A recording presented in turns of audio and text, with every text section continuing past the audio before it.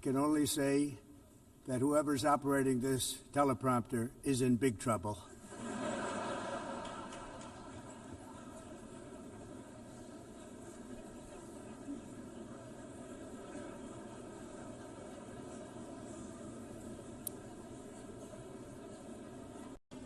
Hello, Madam First Lady.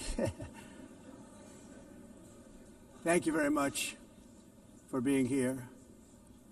And Madam President, Mr. Secretary General, First Lady of the United States, distinguished delegates, ambassadors, and world leaders. 6 years have passed since I last stood in this grand hall and addressed a world that was prosperous and at peace in my first term. Since that day, the guns of war have shattered the peace I forged on 2 continents.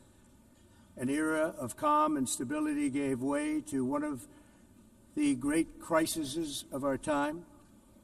And here in the United States, 4 years of weakness, lawlessness, and radicalism under the last administration delivered our nation into a repeated set of disasters.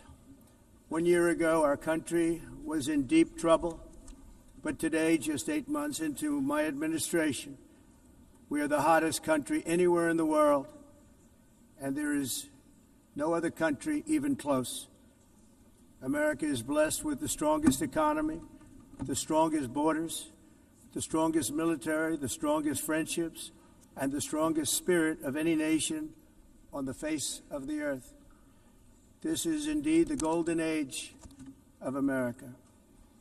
We are rapidly reversing the economic calamity we inherited from the previous administration, including ruinous price increases and record-setting inflation like we've never had before.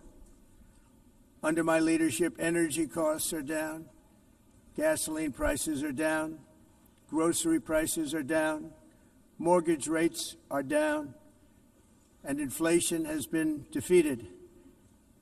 The only thing that's up is the stock market, which just hit a record high. In fact, it hit a record high 48 times in the last short period of time. Growth is surging, manufacturing is booming. The stock market, as I said, is doing better than it's ever done. And all of you in this room benefit by that. Almost everybody. And importantly, workers' wages are rising at the fastest pace in more than 60 years. And that's what it's all about, isn't it? In 4 years of President Biden, we had less than $1 trillion of new investment into the United States. In just 8 months since I took office, we have secured commitments and money already paid for $17 trillion. Think of it, 4 years, less than $1 trillion, 8 months, much more than $17 trillion is being invested in the United States, and it's now pouring in from all parts of the world. We've implemented the largest tax cuts in American history and the largest regulation cuts in American history, making this once and again the best country on earth to do business. And many of the people in this room are investing in America, and it's turned out to be an awfully good investment during this 8-month period. In my first term, I built the greatest economy in the history of the world. We had the best economy ever, history of the world. And I'm doing the same thing again, but this time it's actually much bigger and even better. The numbers far surpass my record-setting first term. On our southern border, we have successfully repelled a colossal invasion. And for the last 4 months, and that's 4 months in a row, the number of illegal aliens admitted and entering our country has been 0. Hard to believe, because if you look back just a year ago, it was millions and millions of people pouring in from all over the world, from prisons, from mental institutions, drug dealers. All over the world they came. They just poured into our country with the ridiculous open border policy of the Biden administration. Our message is very simple. If you come illegally into the United States, you're going to jail or you're going back to where you came from, or perhaps even further than that. You know what that means. I want to thank the country of El Salvador for the successful and professional job they've done in receiving and jailing so many criminals that entered our country.